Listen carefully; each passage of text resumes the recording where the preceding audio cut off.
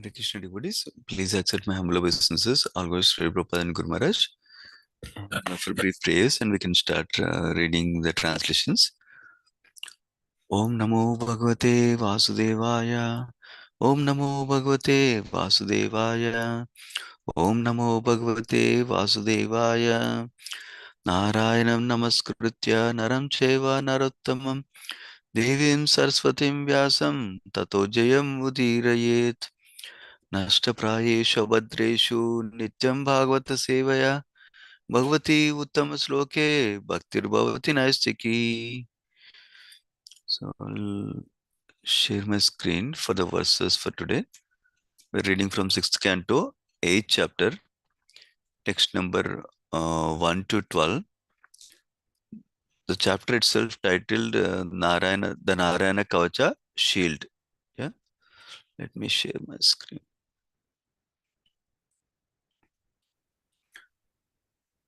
Text number 1 to 2.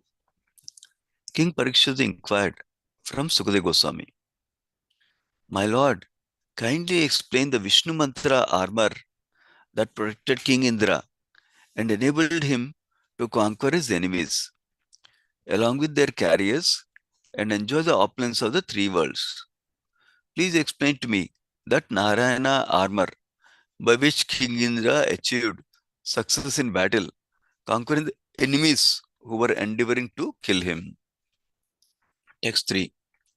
Sri Sukadeva Goswami said, "King Indra, the leader of the demigods, inquired about the armor known as Narayana Kavacha from Vishwarupa, who was engaged by the demigods as their priest.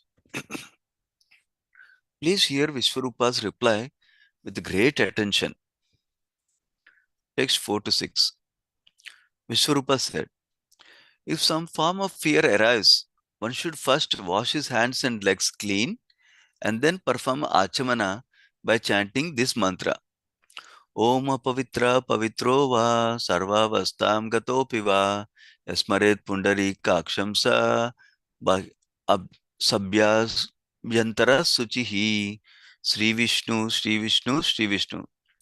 Then one should touch kushagras and sit gravely and silently, facing north.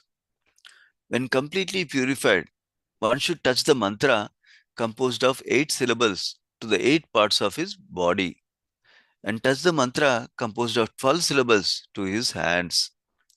Thus, in the following manner, he should bind himself with the Narayana coat of armor. First, while chanting the mantra composed of 8 syllables, Om Namo Narayanaya, beginning with the pranava, the syllable Om, one should touch his hands to 8 parts of his body, starting with the 2 feet and progressing systematically to the knees, thighs, abdomen, heart, chest, mouth, and head. Then one should chant the mantra in reverse, beginning from the last syllable Ya, while touching the parts of his body in the reverse order. These two processes are known as Utpatti Nyasa and Samhara Nyasa, respectively. Text 7. Then one should chant the mantra composed of 12 syllables. Om Namo Bhagavate Vasudevaya. Preceding each syllable by the Omkara, one should place the syllables of the mantra on the tips of his fingers, beginning with the index finger of the right hand and concluding with the index finger of the left. The 4 remaining syllables should be placed on the joints of the thumbs. Text 8 to 10. One must then chant the mantra of 6 syllables, Om Vishnave Namaha. One should place the syllable Om on his heart, the syllable V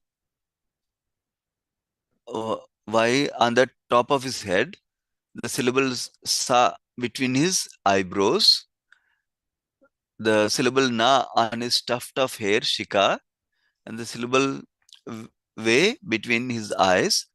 The chanter of the mantra should then place the syllable Na on all the joints of his body and meditate on the syllable Ma as being a weapon. He should thus become the perfect personification of the mantra. Thereafter, adding Visarga to the final syllable Ma, you should chant the mantra Ma Astraya Fat in all directions, beginning from the east. In this way, all directions will be bound by the protective armor of the mantra. Text 11. After finishing this chanting, one should think himself qualitatively one with the Supreme Personality of Godhead, who is full in six opulences and is worthy to be meditated upon. Then one should chant the following protective prayer to Lord Narayana, the Narayana Kavacha. Text 12. The Supreme Lord, who sits on the back of the bird Garuda, touching him with his lotus feet, holds 8 weapons: the conch shell, disc, shield, sword, club, arrows, bow, and ropes. May the Supreme Personality of Godhead protect me at all times with his 8 arms. He is all powerful because he fully possesses the 8 mystic powers, anima, lagima, etc. So I stop the translations here. Vamsi, whenever you're ready, you can start, Prabhuji. Hare Krishna, Prabhu. I'll just share my screen.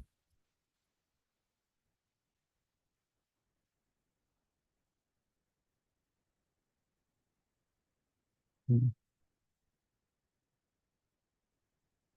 Mm.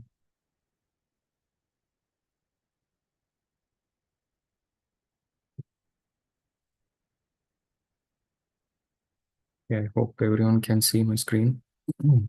Yeah, we can see, Prabhuji. Yes, Prabhuji, I'll just start with quick prayers.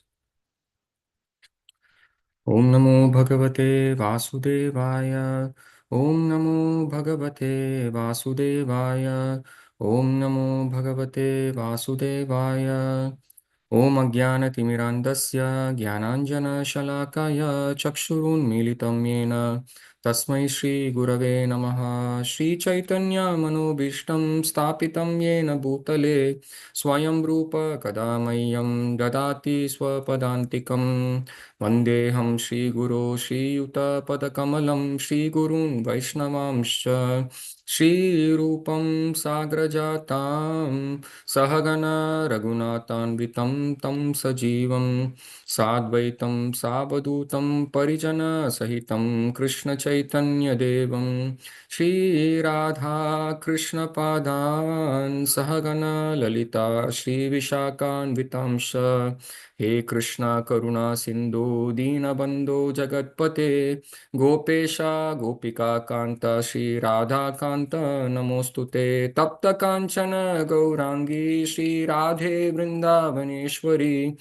Vrishabhanu Sute Devi Pranamami Haripriye Vanchakalpatarubhyascha Kripa Sindhubhya eva cha Patitanam Pavanebhyo Vaishnavebhyo Namo Namaha Jai Shri Krishna Chaitanya Prabhu Nityananda Shri Advaita Gadadhar Srivasadi Gaura Bhakta Vrinda Jai Shri Krishna Chaitanya Prabhu Nityananda Shri Advaita Gadadhar Srivasadi Gaura Bhakta Vrinda Hare Krishna Krishna Krishna Hare Hare Hare Ram Ram Ram Hare Hare Hare Krishna Krishna Krishna Hare Hare Hare Ram Ram Ram Hare Hare Hare Krishna Krishna Krishna Hare Hare Hare Ram Ram Ram Hare Hare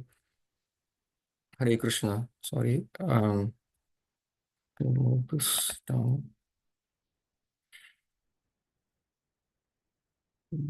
Yes. So Hare Krishna. So we've been studying from Srimad Bhagavatam. We started with 7th chapter, and the series of chapters is going to describe the great devotee called Maharaj Chitraketu. And it started with from chapter 7. How it started was just a recap that Indra disrespecting his guru Brihaspati, and that's where everything started. And as we are all aware, the devatas are also devotees. And my spiritual master, he says, Indra is not an ordinary personality. Um, to be in that position itself is not ordinary. But the problem is, because the devatas have so many facilities to actually gratify themselves, s- most of the times they actually forget their position. And that will be the theme of our discussion today, that even in the realm of bhakti, we can actually forget who we really are. And it is very subtle. And we have to be very careful of that, even while practicing bhakti. I, we touched upon this last time also, but even the realm of bhakti, we forget. And Indra forgot his position, that in front of a guru, we are always a menial servant, no matter who we are, what position we are in this world. In front of a guru, we should always humble ourselves. But because Indra forgot that, he actually lost all his opulences in the heavenly kingdom, and even the demons actually took away all his property. How the demons got so much power? Bhagavatam explains. Bhagavatam explains that the demons actually worshipped Shukracharya. Even though their motive was different, that is a power of actually worshipping Guru. Guru Tattva is so powerful in this world. We are learning from Srimad Bhagavatam that even if somebody is having materialistic motive, simply by being loyal to Guru, they become very powerful. So, what lesson we can learn is, as aspiring devotees, we can actually, our acharyas say we have to develop so much love for one's Guru. We should have so much love for one's Guru that we want to do anything for them. If they want us to do something, we will do that for and give up anything for doing that. If we have that much faith and love for one's Guru, we are seeing from the pages of Srimad Bhagavatam that the devotee becomes so much surcharged with the mercy of Guru. We were studying Srimad Bhagavatam, and in the very first canto, Srila Prabhupada writes, very first canto, Prabhupada and many of his disciples say, everything has been given in the first canto. If we can understand and realize from realized souls, the first canto good enough to go back home, back to Godhead, to Golok Vrindavan. This I heard from a spiritual master. First canto alone is enough. Srila Prabhupada has written in one purport that we are all in this Bhavasagar of material world, and we are getting scorched by this material existence. And the spiritual master comes, gives his mercy as rain. And through that rain, that mercy comes. What mercy? Mercy of Krishna comes through the transparent via medium of the spiritual master, and it dissipates the heat and the scorching heat that we are facing in this material world.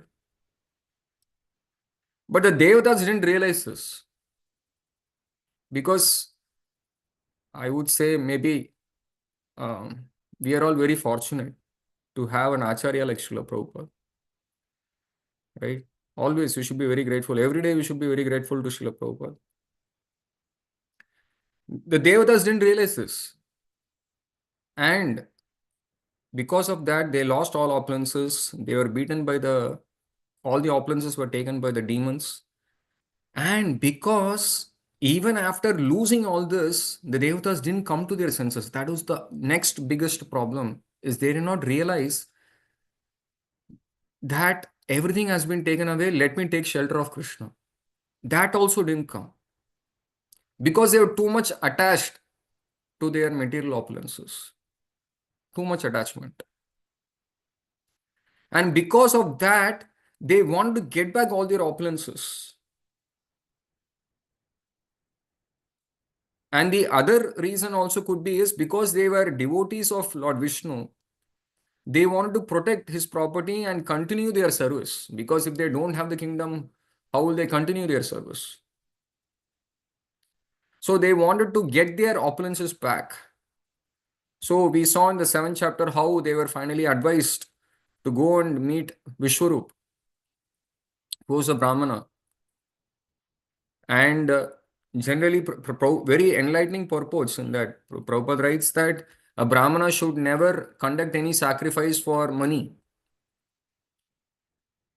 Prabhupada writes an intelligent Brahmana. Advanced intelligent Brahmana should never do sacrifices for money. So Vishwarup does this sacrifice for the welfare of the demigods. And the demigods didn't realize this.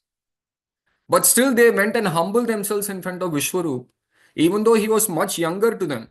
In fact, the demigods say that we are like your parents. But Vishwarup humbled himself. That is sign of a very advanced Brahmana, right? They don't think that they are Brahmana. Very pure soul. So Vishwarup, he agreed to do the sacrifice for the Devatas. And these series of verses, what we are seeing here is, now, what kind of sacrifice that Vishwarup did, and how the Devatas actually were instructed by Vishwarup, and what kind of mantras he gave. We are seeing that the Narayana Kavacha that was given by Vishwarup, and he is teaching them how to chant the mantras of the Narayana Kavacha. Some details are given of how these mantras have to be chanted. There are no purports to these verses. But all these verses are chanted by are being chanted by devotees who are chanting 16 rounds and who are following the 4 regulative principles and who are endeavoring to progress in bhakti. We will see that in the 12th verse, Srila Prabhupada writes a purport.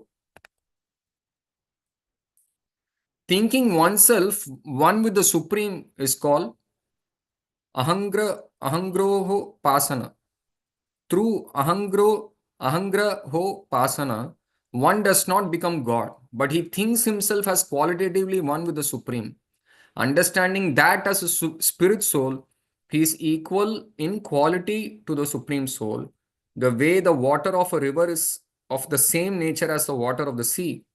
One should meditate upon the Supreme Lord as described in this verse and seek his protection.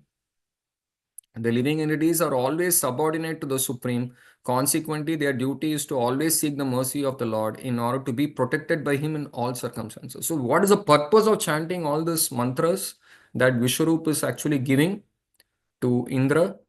Well, Indra and the Devatas didn't have this purpose. Their purpose was to get their opulences back and defeat the demons. But in Sri Chaitanya Charitamrita, in a conversation between Srila Sanatan Goswami and Sri Chaitanya Mahaprabhu, Mahaprabhu is describing to Sri Chaitanya to Srila Sanatan Goswami what is our position.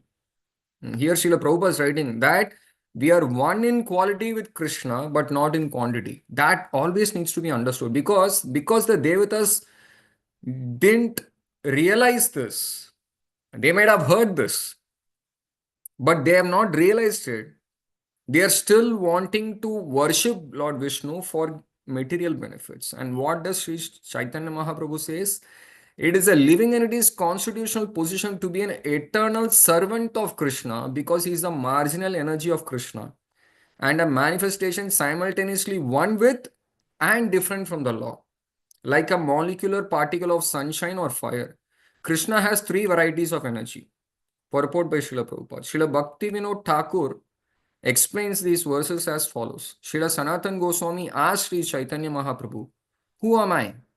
In answer, the Lord replied, "You are a pure living entity. You are neither the gross material body nor the subtle body composed of mind and intelligence. Actually, you are a spirit soul, eternally part and parcel of the Supreme Soul Krishna. Therefore, you are his eternal servant. You belong to Krishna's marginal potency. There are two worlds, the spiritual world and the material world. And you're situated between the material and the spiritual potencies. There are two potencies, material and spiritual potencies, and we are called marginal. We are in the middle. You have a relationship with the material and the spiritual world, therefore, you are called marginal potency. You are related with Krishna, one and simultaneously different. What is that one? One is we are qualitatively one with Krishna, but quantitatively different. Krishna is Vibhu, we are Anu. That is why it says Das, Das, Das, Das, Anu Das. We are Anu, we are living entity, but we are very small, very minute. We cannot equate ourselves to be very big. That is because we are overpowered by our false ego. We always think we are very big. Because you are a spirit soul, you are one in quality with Krishna, Supreme Personality of Godhead. But because we are very minute particle of the spirit soul, you are different from the spirit soul, Supreme Soul. Therefore, your position is simultaneously one with and different from the Supreme Soul. The examples given are those of the sun itself and the small particles of sunshine, and of a blazing fire and the small particles of the fire. Prabhupada is giving these examples. Just like the sun and the sunshine and the particles of the sunshine or the fire itself. When the fire is there, there is big fire, but then there are small particles of fire flying. And those small particles of fire are us, jivas. We cannot equate ourselves to be big, right?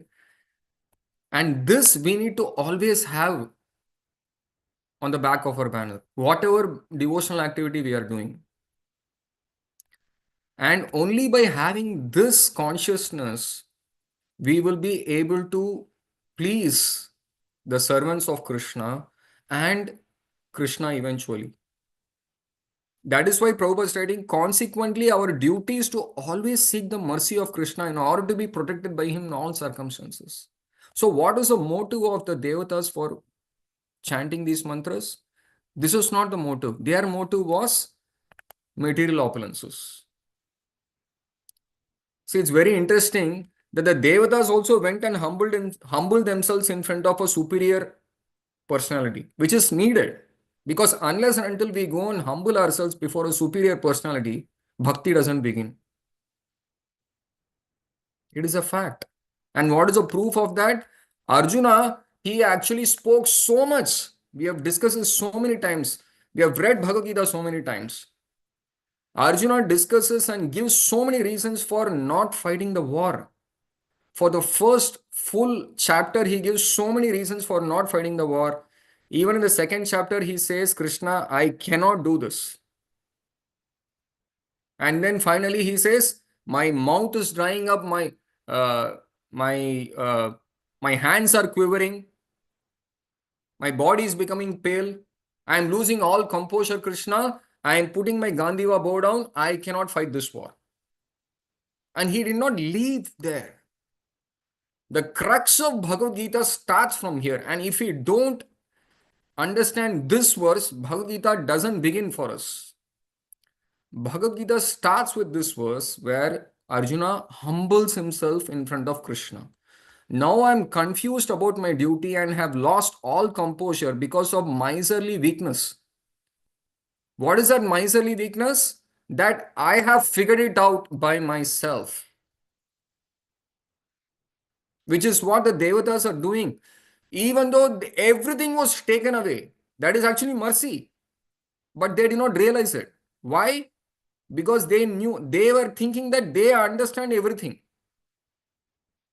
We can learn so much from Srimad Bhagavatam. They are all very exalted personalities, but they are showing us that what we can learn from these incidences, right? They became miserly. And in this condition, Arjuna is asking, you tell me for certain what is best for me. Now I am your disciple and a soul surrendered unto you. Please instruct me. Only then Krishna opens his mouth. But the Devatas, it's very interesting. Devatas also went to Vishwarup and they humbled themselves. Hey, please instruct us and tell us how to perform sacrifice. Even though you're like our son, We are humbling ourselves before you. But what was their motive? Their motive was not the same as Arjuna. Arjuna gave up all his might and intellect and his knowledge of the Vedas and his ego. Then Krishna spoke. Because the Devatas didn't have this one quality of giving up everything from their side. We will see in the forthcoming verses and the chapters what happens to them. Right? We often speak big things, but this is the most essential factor for all of us. When we are practicing bhakti, any limb of bhakti, be it chanting the holy names, see the Devatas are chanting Narayana Kavacha, which is the chanting of Lord Vishnu's names. The holy name is so powerful. But what happens to them, we will see in the forthcoming chapters. Right? Everything goes reverse for them. Krishna says, Ye tamam prapadyante tam stataiva bhajamyaham. To the degree we want to get closer to Krishna, with whatever intention, Krishna reciprocates. We are striving to chant the Hare Krishna mantra every day. But what is our intention? Right? Remember, we were seeing that verse from Srimad Bhagavatam in the 6th chapter. Human species were created for self-examination. What is my intention of chanting Hare Krishna mantra? We should ask ourselves again and again and again.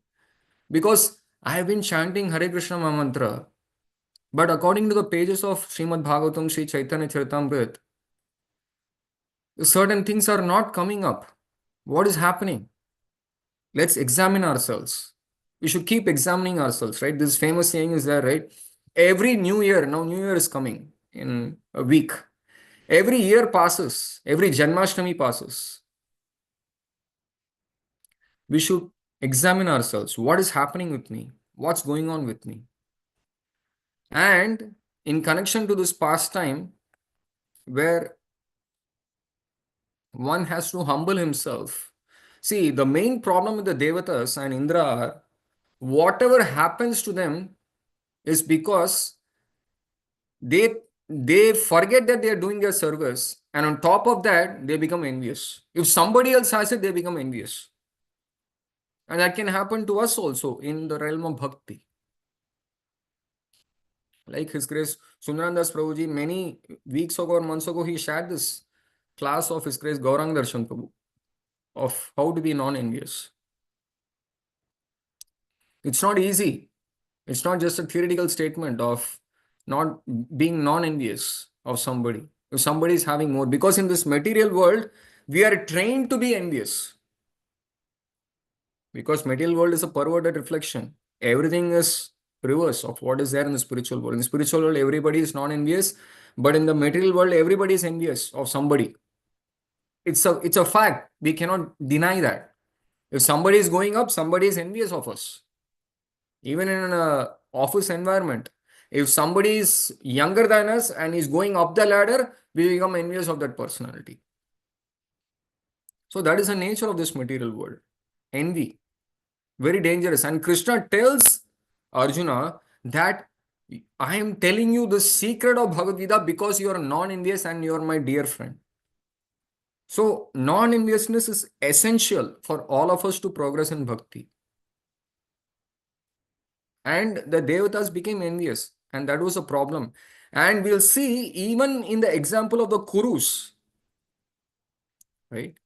Kurus, Duryodhan was so envious of the Pandavas, despite so many chances Krishna gave them, innumerable chances, he personally goes. Still, Krishna, after giving so many chances, Duryodhan didn't listen. He was so envious of the Pandavas. Yudhishthira Maharaj, even after becoming, what to say, he was so tolerant with the Kurus, he even went to the extent of not saying anything or just going away from the Duryodhan's words and his torture.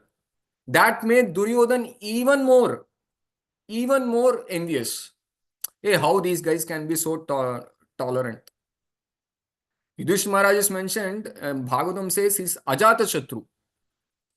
He never sees anybody as an enemy. How is that possible? Duryodhana was a worst enemy to the Pandavas.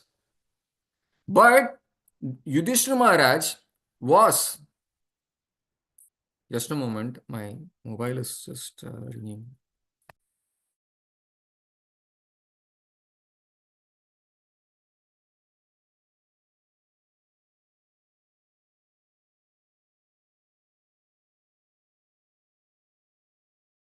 Sorry. So, Yudhishthira Maharaj, even though Duryodhan was completely non-envious, he considered he had no envy. That is the nature of a pure devotee. If somebody is non-envious, they are pure devotees. This is the verdict of Srimad Bhagavatam. So I have a long way to go. The thing is, in this pastime from the pages of Krishna book, we will see, because we were discussing about how the Devatas went and took shelter of Vishwarup, but their taking of shelter or their motive was not correct. And in this pastime, we will see the same theme of taking shelter of Guru Tattva, but not actually wanting to listen to the Guru Tattva. I have my own agenda. Very dangerous, right? If we have our own agenda, then the mercy will not flow from Guru Tattva. And in this pastime, we are seeing that Duryodhan had a daughter named Lakshmana. Even though Lakshmana didn't have any inclination to marry Samba, Samba goes and kidnaps Lakshmana by force from the Swayamvara assembly. Because Samba took Lakshmana away from the assembly by force, all the members of Kuru dynasty such as Dhritarashtra, Bhishma, Vidura and Arjuna thought it is an insult to their family tradition that the boy Samba could possibly have kidnapped their daughter. All of them knew that Lakshmana was not at all inclined to select him as her husband, and that she was not given the chance to select her own husband. Instead, she was forcibly taken away by this boy. Therefore, they decided that he must be punished. They unanimously declared that he was most impudent and had declared the Kuru's family tradition. Therefore, all of them, under the counsel of elder members of the Kuru family, decided to arrest the boy and not kill him. So Samba was arrested. They concluded that the girl could not be married to any boy other than Samba, since she had already been touched by him. See, this is the Vedic system, not like today. That is why Srila Prabhupada, even though Prabhupada writes in many purports, Krishna consciousness movement is for everyone, for both Matajis and Prabhujis. But there needs to be respect. There cannot be free mingling. Bhakti gets totally spoiled by free mingling. In the name of Bhakti, so many things are going on. But there needs to be distance, respectful distance. We need to respect each other, not just like not looking away, not looking at each other. That is not respect. But we have to respect. Mataji means mother, right? According to the Vedic system, once being touched by some boy, the girl cannot be married or given to any other boy, right? So the elder members of the family, such as Bhishma, wanted to arrest him.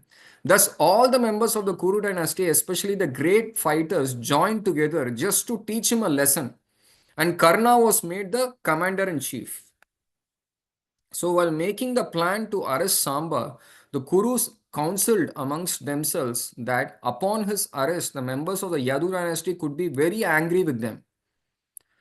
There was every possibility of the Yadus accepting the challenge and fighting with them. But they thought, so if they came here to fight with us, what could they do? The members of the Yadu dynasty cannot equal the members of the Kuru dynasty because the kings of the Kuru dynasty are emperors, whereas the kings of the Yadu dynasty are able to enjoy their land only because we have granted to them. See the similar mentality, right, of the Devatas. They also thought that everything was theirs. And Kurus also are also thinking it's theirs. The Kurus thought if they come here to challenge us because their son was arrested, we shall accept the fight and teach them a lesson so that automatically they will be subdued under pressure. And as the senses are subdued by mystic yoga process of pranayama. After consultation and receiving permission from the elders of the Kuru dynasty, such as Bhishma and Dhritarashtra, great fighters Karna, Shala, Bhuri, Yagnaketu, Duryodhan, the father of the girl, who were all Maharathis, they were very exceptionally equipped, who were guided by the great fighter Bhishma Dev, attempted to arrest the boy Samba. There are different grades of fighters. Prabhupada explains all these things. And what happens is they finally arrested him, finally arrested Samba. Alone, he turned towards them and took his nice bow and posing exactly like a lion, standing adamant in face of other animals.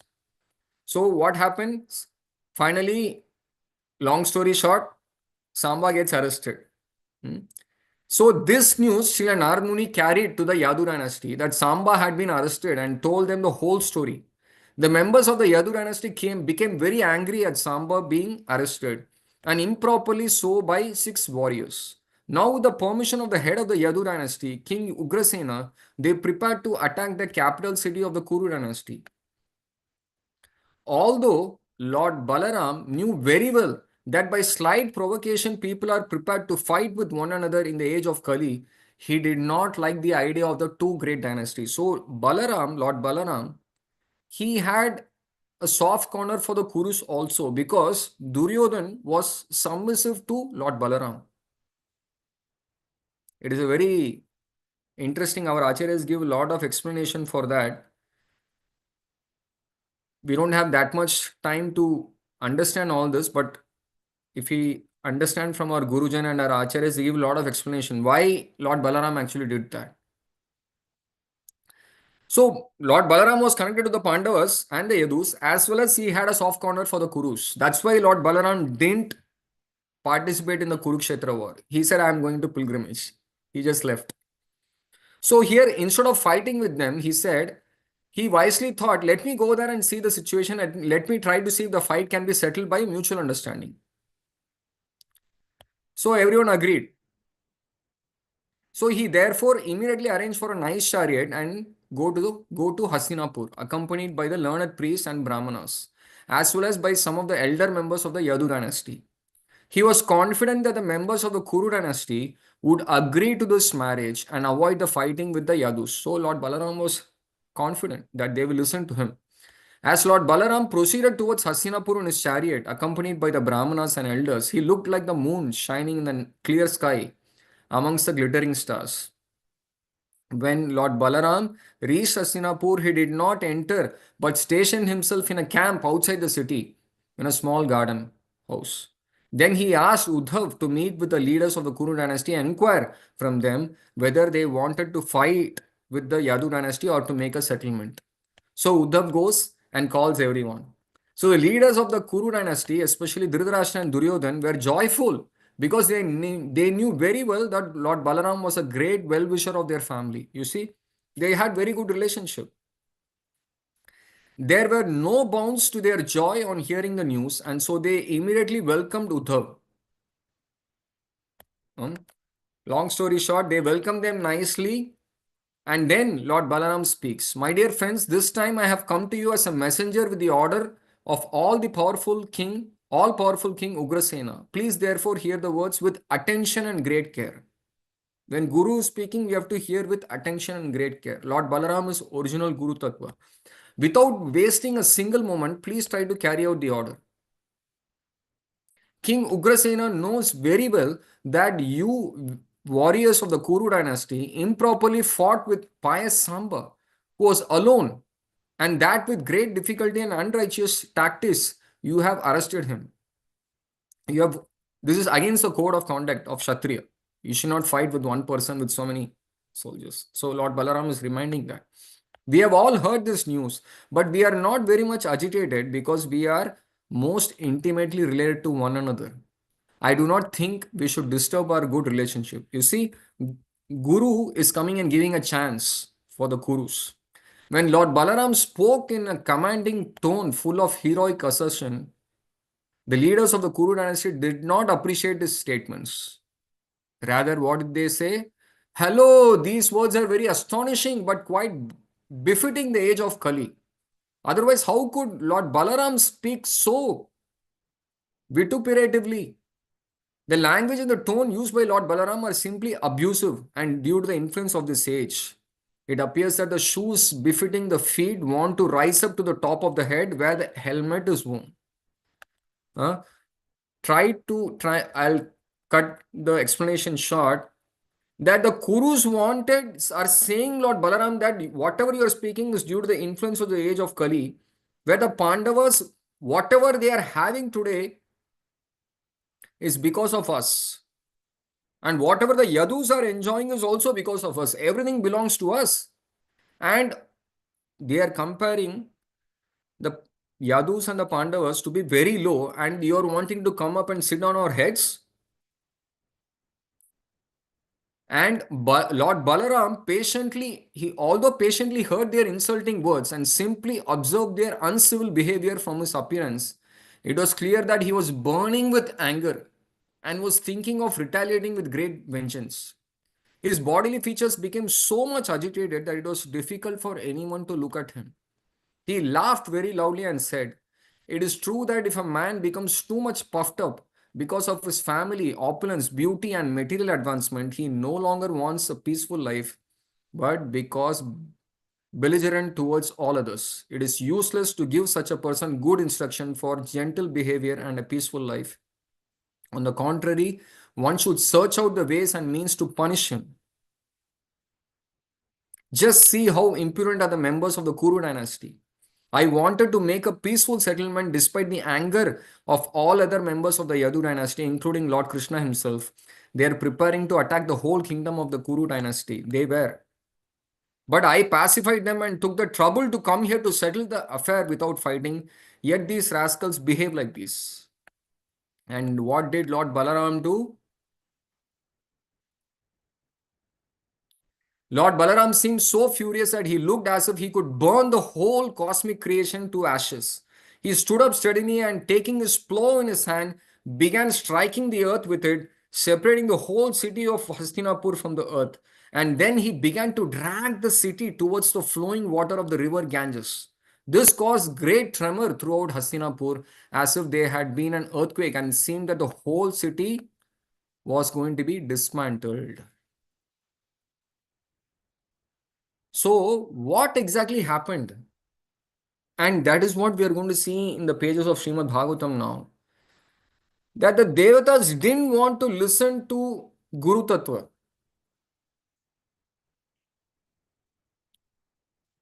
because they still had those material attachments. The Kurus are still having the material attachments. Srila Bhakti Siddhanta Saraswati Thakur gives this example, very famous example. All of us have heard this story many, many times, right? So many times you have heard this. Many preachers always give this example, the marriage party example. We are all there was once a marriage party which wanted to go to the girls' village to attend the marriage in the morning, and the bride was going. And they told the boatman, please take us. We are actually late. We have to be right for the marriage in the morning. And he said, don't worry, this is not a problem. Please just sit. I will row you safely throughout the night, and the morning you will reach on time. But all of us, as we are aware, the boatman was rowing and rowing and rowing. Next day morning, they saw they were still at the same place. So Bhakti Siddhanta Saraswati Thakur says that is because they did not take the anchor of the boat. And what is that anchor? The anchor that we all have at different degrees, right?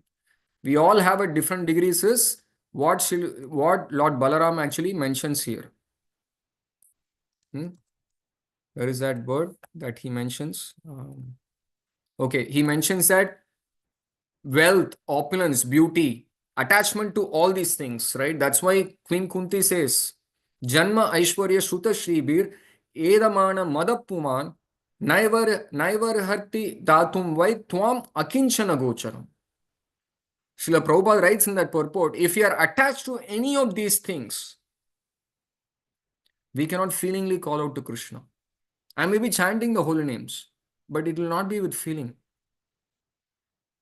So the Devatas, to conclude, the Devatas got the opportunity to call out to Krishna with feeling. And Guru comes in the form of Vishwarup and he's giving the mantra to take shelter of Lord Vishnu. But because they did not have the realization to take shelter of Lord Vishnu, we will see in the forthcoming chapters what happens to them. Right? So that is why our acharyas, they pray, like Srila Bhaktivinoda Thakur, they pray that yes, Indra is a great personality. Yes, Lord Brahma is a great personality. But they pray that we, Krishna, if you want us to take birth again, no problem. But we don't want to be even Lord Brahma, who's not uh, who's not having pure devotion to you. We don't even want to become Lord Brahma. That is why Sri Chaitanya Mahaprabhu prayed, Na dhanam, na janam. Na dhanam means I am not interested in wealth. Na janam. Na janam means I am not interested in being born in a high family. Na sundarim. I am not interested in the opposite sex or getting some attraction towards the opposite sex. Na sundarim. Kavitam. I don't want to be known as a big devotee. न धनम न जनम न सुंदरीम कविताम जगदीश कामये मम जन्मनि जन्मनीश्वरे भवतात् भक्तिर अहेतुकी भवतात् भक्तिर अहेतुकी त्वयि I only am aspiring for unconditional unmotivated bhakti life after life. This is our goal. If somebody asks what is our goal in Krishna consciousness, not that I want to chant and have tear. Yes, that is all. If Krishna desires, he will give us. I cannot, it's not like we do something and something magic happens. No. If Krishna wants to give something, he will give, but we don't know when. But our goal in bhakti is this.